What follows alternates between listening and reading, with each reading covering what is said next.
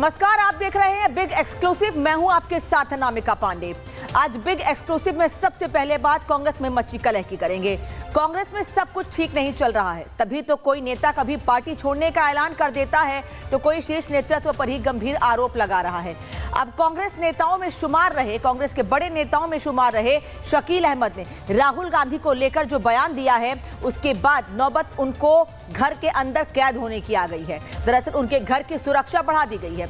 आखिर ऐसा क्या हुआ है कि शकील अहमद घर के अंदर कैद हो गए हैं? उन्होंने क्या कहा राहुल गांधी को लेकर कि उनको धमकियां दी जा रही हैं? विस्तार से खबर आपको बताएंगे। दूसरी खबर जम्मू से आपको बताएंगे, जहां अब आतंक के सफाई के लिए सबसे बड़ा कदम उठाया गया है। दरअसल जम्मू में अब एनएसजी की तैनाती की जा रही है, जिससे जम्मू में छिपे आतंकियों की कमर तोड़ी जाए। पिछले कुछ दिनों में जम्मू से लेकर कश्मीर तक आतंकियों के छिपे होने की जानकारी मिली है। कई आतंकी ऐसे हैं जो आम लोगों को ढाल बनाकर वहां से भागने का प्रयास कर रहे हैं, और अधिकतर आतंकी ऐसे हैं जो रिहायशी इलाकों में छिप रहे हैं, रिहायशी लोगों को टारगेट, इलाके में लोगों को टारगेट कर रहे हैं। यही वजह है कि अब एनएसजी की तैनाती से इन आतंकियों को जहन्नुम से भी ढूंढ लाने के लिए पूरा इंतजाम कर लिया गया है। जम्मू में एनएसजी की तैनाती के बाद क्या बदलाव आएगा, किस मंशा से तैनाती एनएसजी की गई है, ये पूरी खबर बिग एक्सक्लूसिव में आपको बताएंगे। और तीसरी खबर है डरा देने वाली खबर, मोतिहारी से है, क्योंकि बिहार के लोग बार बार कानून व्यवस्था पर सवाल खड़े करते हैं, और इस बार मोतिहारी में एक बच्ची पर एसिड अटैक हुआ है, जिसने बिहार में बेटियों की सुरक्षा पर एक बार फिर सवाल खड़े कर दिए हैं। यूं तो बिहार में कानून व्यवस्था पर अक्सर ही प्रश्न चिन्ह लगते रहते हैं, लेकिन सरेआम एक बेटी पर एसिड अटैक ने ये एक बार फिर साबित कर दिया है कि सरकार महिला सुरक्षा पर कितने भी दावे करे, लेकिन उन दावों की पोल, उन दावों की सच्चाई इन अटैक से सामने आ जाती है। आखिर कब बिहार में आम लोग सुरक्षित होंगे, आखिर कब बिहार में बेटियां सुरक्षित होंगी? आज बिग एक्सक्लूसिव में सरकार और प्रशासन से यही सवाल करेंगे। लेकिन सबसे पहले आपको बताते हैं जम्मू कश्मीर से खबर, जहां जम्मू कश्मीर में आतंक के खिलाफ अब सबसे बड़ा एक्शन शुरू हो चुका है। देश की सबसे घातक और सबसे प्रशिक्षित फोर्स एनएसजी अब मैदान में है। 200 से ज्यादा एनएसजी कमांडो जम्मू रीजन में तैनात कर दिए गए हैं। साफ है कि सिर्फ तैनाती ही नहीं, आतंक के खिलाफ निर्णायक संदेश भी है ये तैनाती, यानी आने वाले समय में जम्मू कश्मीर से आतंक का सफाया करना है, और इसको लेकर एनएसजी की तैनाती सबसे बड़ा कदम माना जा रहा है। एक रिपोर्ट आपको दिखाते हैं।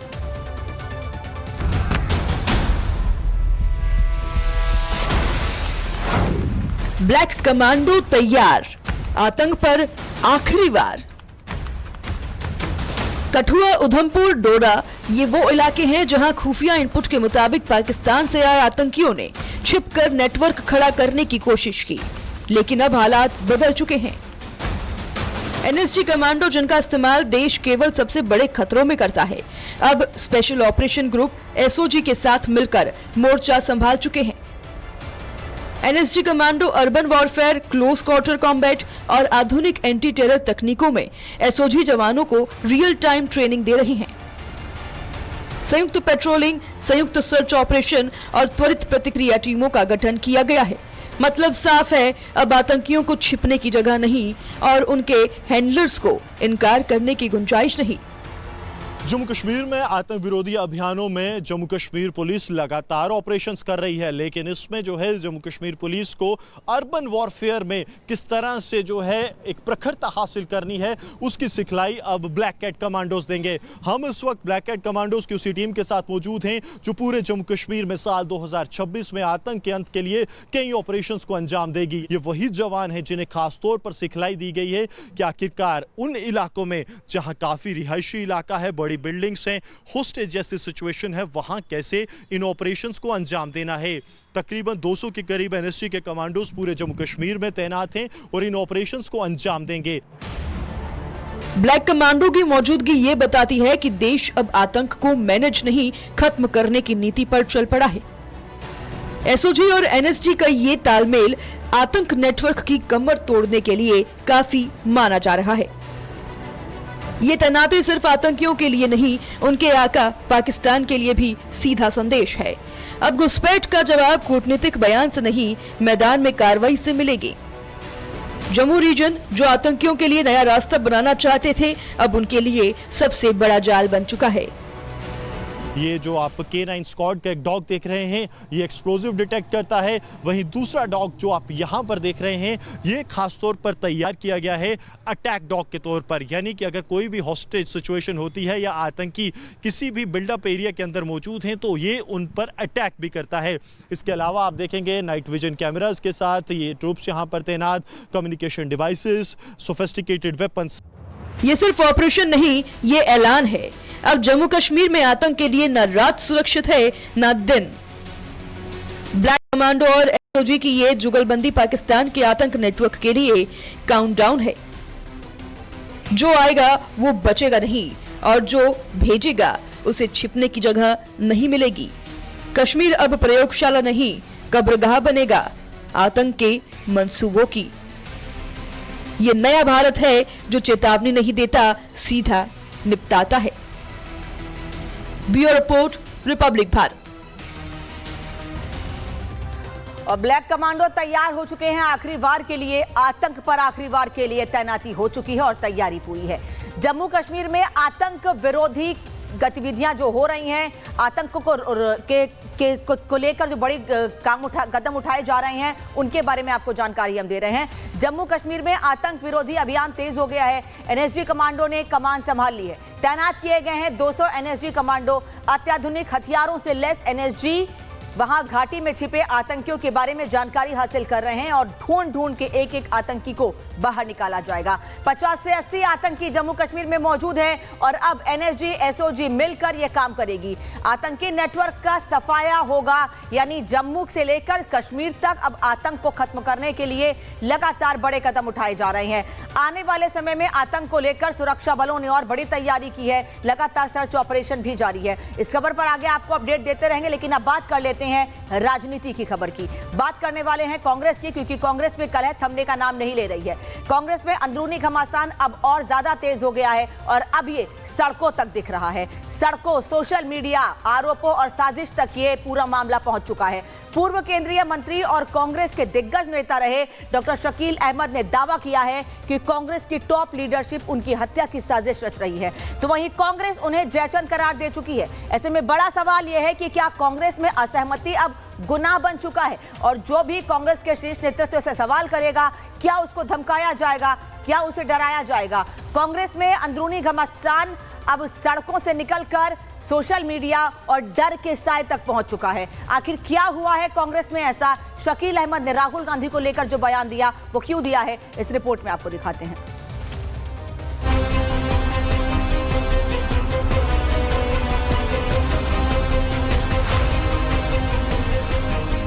कांग्रेस में खींचतान, जयचंद की गूंज। हम लोगों का ये जयचंद का बारे में बात करना सही नहीं है। धमकी या ड्रामा, सियासत में हंगामा।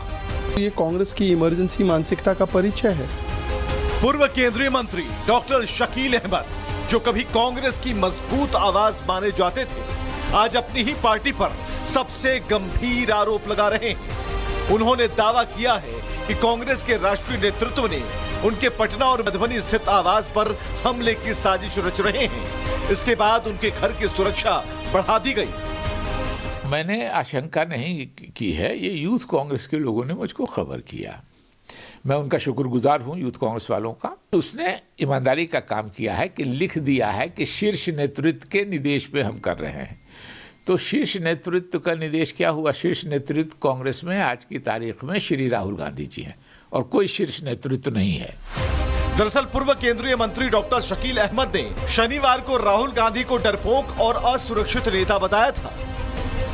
शकील अहमद का मानना है कि इसी के बाद से वो पार्टी आलाकमान के निशाने पर है। पूर्व कांग्रेस नेता ने एक्स पर एक पोस्ट शेयर किया और कैप्शन में लिखा, अब तो मेरी जानकारी बिल्कुल सही साबित हुई।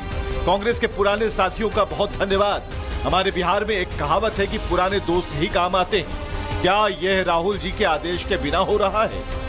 शकील अहमद के पोस्ट में एक व्हाट्सएप चैट का स्क्रीनशॉट था, जिसमें एक शख्स राहुल गांधी के खिलाफ अपशब्दों पर शकील अहमद को मारने की बात कर रहा है। शकील अहमद के इन आरोपों पर कांग्रेस सांसद मणिकम टैगोर ने शकील अहमद पर सीधा हमला बोला और जयचंद बता दिया, जिसके जवाब में शकील ने कहा कि वो शुभचिंतक हैं, दुश्मन नहीं। बैच ऑफ जयचंद का। इनका अनाप शनाप बोलना है और बीजेपी में एक आदमी ऐसे अनाप शनाप बोल के मुख्यमंत्री बन गया, हिमंत बिश्व शर्मा, उसी चक्कर में सारे लोग लगे रहते हैं। वहाँ अनएम्प्लॉयड का लोग बहुत लोग लगे हुए हैं, यहाँ से बहुत लोग छोड़ के चले गए थे, वहाँ एमपी भी नहीं बन पा रहे, एमएलए भी नहीं बन पा रहे, वैसे ही अनएम्प्लॉयड लिस्ट वहाँ खाली है। इसलिए हम लोगों का ये जयचंद का बारे में और ये बैच ऑफ 2026 का बैच ऑफ बिट्रेस का बारे में बात करना सही नहीं है। मैं अभी भी कहूँगा मैं वेल विशर हूँ, मैं दुश्मन नहीं हूँ, मैं शुभचिंतक हूँ, क्योंकि मैंने कहा है, प्रण किया है कि मैं जिंदगी भर किसी दूसरी पार्टी में नहीं जाऊँगा। मेरा मरते वक्त का जो मेरा आखिरी वोट होगा मरने से पहले, वो कांग्रेस और उसके समर्थक पार्टी को जाएगा। और तब तक अगर मेरे 5 भी समर्थक रहेंगे तो वो कांग्रेस को वोट देंगे, लेकिन दुश्मन की तरह ट्रीट कर रहे हैं। यानी कांग्रेस में अब लड़ाई सिर्फ विचारों की नहीं बल्कि वफादारी बनाम गद्दारी की हो चुकी है। कांग्रेस में मची खींचतान पर बीजेपी को भी मौका मिल गया। पार्टी नेता शहजाद पूनावाला ने कांग्रेस पर इमरजेंसी सोच का आरोप जड़ दिया। ये कांग्रेस की इमरजेंसी मानसिकता का परिचय है और मैं स्वयं इसका भुक्तभोगी रहा हूँ 2017 में। तो जो आज शकील अहमद जी के साथ हो रहा है वो कई लोगों के साथ हुआ है। कांग्रेस पार्टी डिसेंट को टॉलरेट नहीं कर पाती और मुझे इसमें कोई हैरानी नहीं महसूस होती कि कांग्रेस के वरिष्ठतम जगहों से शकील अहमद जी के लिए सुपारी दी गई है कि उनको किसी प्रकार से नुकसान पहुंचाया जाए। ध्यान देने वाली बात यह है कि 2025 के बिहार विधानसभा चुनाव के बाद शकील अहमद ने कांग्रेस छोड़ दी थी। 3 बार विधायक, 2 बार सांसद और 2000 से 2003 तक बिहार कांग्रेस अध्यक्ष रहे शकील अहमद कभी पार्टी की रीढ़ माने जाते थे। लेकिन आज उन्हीं को सवाल पूछने और अपनी असहजता जाहिर करने की सजा मिल रही है। ऐसे में बड़ा सवाल है, क्या कांग्रेस में सीनियर नेताओं के लिए अब जगह खत्म हो रही है? क्या राहुल गांधी के नेतृत्व में असहमति को जयचंद की संज्ञा दी जा रही है, या फिर ये सब 2025 के बाद की कांग्रेस की बिखरती सियासत का संकेत है?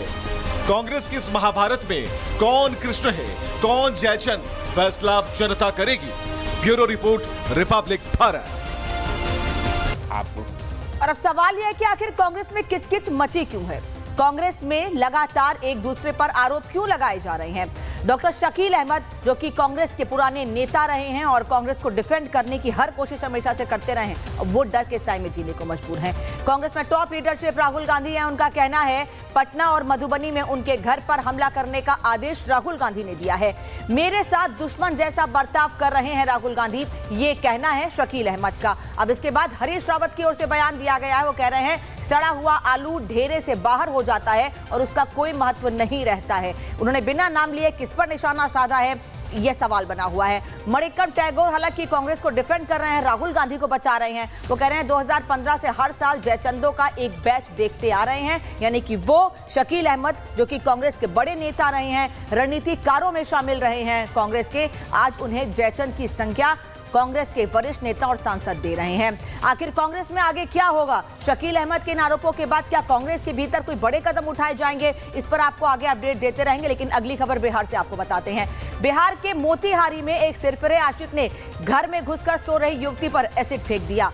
हमले के वक्त युवती अपनी मां के साथ सो रही थी। पुलिस ने तुरंत कार्रवाई करते हुए आरोपी को गिरफ्तार कर लिया है। पूरा मामला आपको इस रिपोर्ट में दिखाते हैं।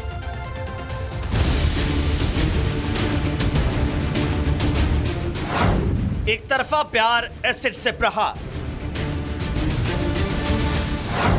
नंबर किया ब्लॉक तो फेंका तेजाब।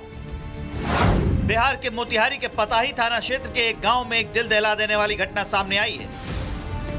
घर में सो रही छात्रा पर एक अज्ञात व्यक्ति ने एसिड फेंक दिया, जिससे उसका चेहरा और ऊपरी शरीर बुरी तरह से झुलस गया है। एसिड अटैक से युवती के चेहरे का क्या हश्र हुआ है, यह हम आपको दिखा भी नहीं सकते। युवती की चीख पुकार सुनकर परिजन भी सहम गए और उसे इलाज के लिए मोतिहारी के एक निजी नर्सिंग होम में भर्ती कराया गया। पीड़ित छात्रा ने पुलिस को बताया कि वो रात में अपनी मां के साथ सो रही थी, तभी हमलावर घर में घुस आया और लाइट बंद कर दी और एसिड फेंक दिया। आरोपी प्रियांशु पीड़िता के चाचा के मामा का बेटा है। वो लगातार छात्रा को मैसेज करता, जबरन बातचीत और शादी के लिए दबाव डालता रहा। हमले से पहले छात्रा ने आरोपी प्रियांशु को फोन से ब्लॉक कर दिया था। बदले की भावना से भरे प्रियांशु ने ये जघन्य कदम उठाया। जब बउआ हमर रोए लगल चिचियालक तब कहे मम्मी हो मम्मी आ मुँह झोंकरा गल हो मम्मी। तब हमने उठली, सब कोई उठली तो देखली तो मुँह पर बहुत ओकरा भयंकर हो गया। एकरा अलावा हमने कुछ न जानी। वही पुलिस ने मामले की गंभीरता को देखते हुए मुख्य आरोपी प्रियांशु को गिरफ्तार कर लिया है। सूचना के सत्यापन पर पता चला, जब पिता का जब बयान लिया गया तो पता चला कि एक उनके चचेरे मामा हैं जिनका नाम प्रियांशु कुमार है, जिनके द्वारा एक तरफा प्रेम में पिता को परेशान किया जा रहा था, जिसका जिक्र उन्होंने अपने फर्दबयान में भी किया है। उनको गिरफ्तार किया गया प्रियांशु कुमार को, और आगे की कार्रवाई हम लोग कर रहे हैं। कुल मिलाकर मोतिहारी की यह घटना एक बार फिर याद दिलाती है कि बेटियों की सुरक्षा और उनके अधिकारों की रक्षा के लिए समाज और प्रशासन दोनों को सतर्क रहना होगा। आखिरकार सवाल यही है, क्या हम अपनी बेटियों को सुरक्षित भविष्य दे पाएंगे या इन जघन्य अपराधों का सिलसिला चलता रहेगा? Bureau report, Republic Bharat. और अगली खबर राजस्थान के नागौर से आपको बताते हैं, जहां हजारों किलो विस्फोटक मिलने से सनसनी मच गई है। खुफिया एजेंसियां भी इस केस की जांच कर रही हैं। एनआईए और आईबी भी इस केस की निगरानी कर रही है। आपको बता दें कि 10 टन अवैध विस्फोटक बरामद हुआ है। अमोनियम नाइट्रेट डेटोनेटर बरामद किया गया है। सुलेमान खान नाम का आरोपी अरेस्ट किया गया है। खेत में बारूद का गोदाम बना हुआ था। खुफिया इनपुट के आधार पर छापेमारी की कार्रवाई की गई है, जिसमें 10 टन अवैध विस्फोटक बरामद किया गया है। अब जांच एजेंसियां जांच में जुटी हुई हैं कि आखिर कौन लोग हैं और कहां से इनको इतना बड़ा विस्फोटक मिलता था। नागौर में बारूदी साजिश नाकाम हुई है। अमोनियम नाइट्रेट डेटोनेटर बरामद किया गया है और अब ये लोग किसके संपर्क में थे, कहां से इनको विस्फोटक मिला, इसकी पूरी जानकारी हासिल की जा रही है। नागौर से जतिन इस वक्त साथ में जुड़ रहे हैं। जतिन, क्या अपडेट मिल पाया इन लोगों के बारे में? विस्फोटक कहां से मिलता था, क्या मंशा थी, क्यों छिपाया गया था खेत में, कुछ पता चल पाया? बिल्कुल, देखिए सुलेमान को इस पूरे मामले में गिरफ्तार किया गया है और सुलेमान से लगातार पूछताछ की जा रही है। लेकिन ना सिर्फ अमोनियम नाइट्रेट डेटोनेटर, उसके अलावा अलग अलग तरीके की जो वायर्स हैं वो भी बरामद की गई। और मैं आपको उस फार्म हाउस की तस्वीर सबसे पहले दिखाता हूं। अभी देखिए, ये वो फार्म हाउस है जो कि जंगल के ठीक बीच में बना हुआ है। अगर महेश जी आसपास की तस्वीर दिखाएं तो आप देखेंगे कोई शख्स, कोई चहलकदमी आपको यहाँ पर नजर नहीं आएगी। सुनसान इलाके में इस फार्म हाउस का बना होना और उस फार्म हाउस के अंदर तकरीबन 10 किलो अमोनियम नाइट्रेट इकट्ठा करना, ना सिर्फ अमोनियम नाइट्रेट बल्कि डेटोनेटर, उसके अलावा अलग अलग तरीके की वायर्स का अंदर मौजूद होना किसी प्लानिंग और साजिश की ओर इशारा कर रहा है। आप इस कमरे की तस्वीर देखिए, हालांकि इसको अब सील कर दिया गया है, लेकिन अंदर अभी भी आपको बोरियां जो है वो रखी हुई नजर आएंगी। लेकिन इस विंडो से आपको एक्सप्लोजिव कहां लिखा हुआ वो भी मैं आपको दिखा देता हूं। ये लकड़ी की आप एक तरीके से बॉक्स देखिए, कार्टून देखिए, इस पर आप देखिए ये एक्सप्लोजिव लिखा भी हुआ है। और इसी डब्बे के अंदर, लकड़ी के डब्बे के अंदर अमोनियम नाइट्रेट को रखना, डेटोनेटर को रखना और इकट्ठा करना। अंदर अगर आप मेरे विजय आपको तस्वीर दिखाएंगे तो आपको बोरियां रखी हुई नजर आएंगी। इस तरीके से बोरियों में अमोनियम नाइट्रेट को इकट्ठा करता था सुलेमान, यहां पर लाता था। और प्लानिंग क्या थी, कॉन्स्पिरेसी क्या थी, इसको लेकर अब इन्वेस्टिगेशन की जा रही है। आपको याद होगा कि दिल्ली में लाल किले के बाहर जो ब्लास्ट हुआ उसमें भी अमोनियम नाइट्रेट का ही रोल था, जिसमें 15 लोगों की मौत हुई। लेकिन वो सिर्फ चुटकी भर अमोनियम नाइट्रेट था, क्योंकि 3000 किलो फरीदाबाद से मिला था। उसी में से कुछ हिस्सा जो है उस ब्लास्ट में इस्तेमाल किया गया। लेकिन राजस्थान में अजमेर के पास इस तरीके से अमोनियम नाइट्रेट मिलना, जिसकी क्वांटिटी तकरीबन 10,000 है, अपने आप कहीं और इशारा कर रहा है। लेकिन दूसरी तरफ मैं आपको सुलेमान की गाड़ी दिखाता हूं। ये आप बोलेरो गाड़ी देख रहे हैं। इसी गाड़ी के जरिए सुलेमान जो है वो अमोनियम नाइट्रेट को इस फार्म हाउस तक लेकर पहुंचता था। आप पीछे देखेंगे कि पूरा एक सेक्शन जो है कि कार्टून्स हो, कट्टे हो, बोरियां हो, इस जगह पर वो इनका अमोनियम नाइट्रेट को बोरियों में भरता था। इस गाड़ी के जरिए इस सुनसान फार्म हाउस पर लेकर आता था और उसके बाद यहां पर इकट्ठा किया गया। सुलेमान के बैकग्राउंड के बारे में मैं आपको बताऊंगा, लेकिन प्लानिंग किस तरीके से थी उसको आप ऐसे समझ सकते हैं। ये गाड़ी देख रहे हैं, इसके आगे आप देखेंगे रात में इस गाड़ी का इस्तेमाल सुलेमान करता था अमोनियम नाइट्रेट को यहां पर लाने के लिए। एक सुनसान जगह, दूसरा इस सुनसान जगह में अंधेरा, और उस अंधेरे से पार पाने के लिए आप देखेंगे कि 1, 2, 3, 4 ये अलग लाइट्स जो है वो यहां पर लगाई गई थी, ताकि आप इस इलाके को देखेंगे अगर रात के समय तो किस तरीके से रोड देखनी है, कैसे यहां पर एक्सप्लोसिव पहुंचाना है और किसी को भनक ना हो, इसका खास तौर पर ध्यान रखा गया। और यही कारण है कि पुलिस और एनआईए अलग अलग एंगल्स पर इस पूरे मामले की जांच कर रही है। अभी भी आप देख रहे हैं कि जो राजस्थान पुलिस के सुरक्षा कर्मी हैं वो यहां पर आपको तैनात नजर आएंगे। लेकिन महेश जी, अगर आपको पूरा 360 व्यू दिखाएंगे तो आप समझ पाएंगे कि एक तरफ फार्म हाउस और फार्म हाउस के आसपास सिर्फ जंगल, खेत ही आपको नजर आएंगे। किसी तरीके की मूवमेंट, कोई गाड़ी की मूवमेंट, कोई दूसरा घर आपको नजर नहीं आएगा। हम भी अभी जब यहाँ पर पहुंचे तो मेन हाईवे से तकरीबन 3 से 4 किलोमीटर अंदर आकर ये फार्म हाउस हमें मिला और इस फार्म हाउस के अभी भी ये जो आप जहाँ पे सुरक्षा कर्मी खड़े हुए आपको नजर आ रहे हैं, दूसरी तरफ आपको ताला लगा हुआ ये गेट है। इसी गेट के अंदर वो 9,550 किलो जो अमोनियम नाइट्रेट है वो यहाँ पर रखा गया है। देखिए ये जो गेट आप देख रहे हैं जिसपे पूरे तरीके से ताला लगा दिया गया है और इसी गेट के अंदर अभी भी 9,550 किलो अमोनियम नाइट्रेट रखा हुआ है। अब सुलेमान की बात करते हैं। सुलेमान पहले एक मैगजीन में काम करता था। दरअसल मैगजीन वो जगह होती है जिसके पास लाइसेंस होता है अमोनियम नाइट्रेट को बेचने के लिए। सुलेमान को यह पता था कि अमोनियम नाइट्रेट को सेफली कैसे रखना है, कितना और कहां से कैसे खरीदना है। यही कारण है कि उसने पिछले कुछ समय से अमोनियम नाइट्रेट को खरीदना शुरू किया। ना सिर्फ अमोनियम नाइट्रेट को खरीदना शुरू किया बल्कि उसको इस फार्म हाउस में सुनसान जगहों पर इकट्ठा करना उसने शुरू किया। अब इसका इस्तेमाल वो कहां करने वाला था, इन्हीं सवालों के जवाब को ढूंढने के लिए अब राजस्थान पुलिस और एनआईए इस पूरे मामले को इन्वेस्टिगेट कर रही है। अगर मैं ग्राउंड में आके आपको तस्वीर दिखाऊं तो ग्राउंड फ्लोर पर ये पूरा अलग अलग कमरे आपको नजर आएंगे। पहला कमरा जहां पे एक्सप्लोजिव वाला जो लकड़ी का डब्बा पड़ा हुआ आपको नजर आ रहा है, दूसरा कमरा जिसमें एक्सप्लोजिव अभी भी अंदर रखे गए हैं। लेकिन इस मेन गेट के अंदर भी दो अलग अलग कमरे हैं जहां से कार्टून्स पुलिस को मिले हैं, जहां से अलग अलग एमएम की जो वायर्स हैं पुलिस को बरामद हुई। इसके अलावा जो एक तरीके से बॉक्सेस थे केमिकल से वो बरामद हुए। अब सवाल यही खड़ा होता है कि आखिरकार सुलेमान करना क्या चाहता था, क्या दिल्ली ब्लास्ट से इसका कुछ लेना देना है, अमोनियम नाइट्रेट उसने किन किन दुकानों से खरीदा, ये ऐसे सवाल है जिनके जवाबों को ढूंढने का जो काम है अब वो एनआईए भी कर रही है। जो हमें जानकारी मिल रही है कि एनआईए की टीम कल देर रात यहां पर पहुंची थी, उसने एनआईए ने अलग अलग सैंपल्स यहां से रिकवर किए हैं ताकि कैसे इस अमोनियम नाइट्रेट को यहां तक लाया गया और उसके बाद उसका इस्तेमाल किस तरीके से करना है। सुलेमान के ऊपर पहले भी 3 मुकदमे दर्ज बताए जा रहे हैं, उसको भी अब जो एनआईए वो इन्वेस्टिगेट करती हुई नजर आ रही है। लेकिन सबसे बड़ी बात कि दिल्ली में ब्लास्ट होता है, अमोनियम नाइट्रेट का इस्तेमाल उसमें होता है, उसके बाद अजमेर और दूसरे हिंदू मंदिर से दूर इस फार्म हाउस का होना और इसके अंदर से 9,550 किलो अमोनियम नाइट्रेट का मिलना अपने आप में कई सवाल खड़े करता है। और यही कारण है कि चाहे वो राजस्थान पुलिस हो, उसके अलावा एनआईए इस पूरे मामले को अब इन्वेस्टिगेट कर रही है। और आप अभी भी देखेंगे कि फार्म हाउस ऐसे का ऐसे खड़ा है। इस फार्म हाउस को ही चुना गया अमोनियम नाइट्रेट को रखने के लिए ताकि आबादी से बिल्कुल दूर अंदर क्या कुछ गतिविधि हो रही है उसके बारे में किसी को भनक ना लगे, उसकी खास तौर पर तैयारी की गई। और यही कारण है कि एनआईए भी बार बार यहां पर पहुंच रही है, सैंपल्स यहां से इकट्ठे कर रही है ताकि इस पूरे मामले की तह तक पहुंचा जाए। दूसरी तरफ राजस्थान पुलिस उन जगहों पर रेड्स कर रही है जिन जगहों से अमोनियम नाइट्रेट खरीदा गया। लेते रहेंगे और सबसे बड़ा सवाल है कि मंशा क्या थी और ये अमोनियम नाइट्रेट लाके यहां पर क्यों छिपाया गया था, क्या कोई बड़ी प्लानिंग थी, क्या और लोग भी शामिल हैं, इसको लेकर जांच लगातार जारी है। हर अपडेट आप तक पहुंचाते रहेंगे।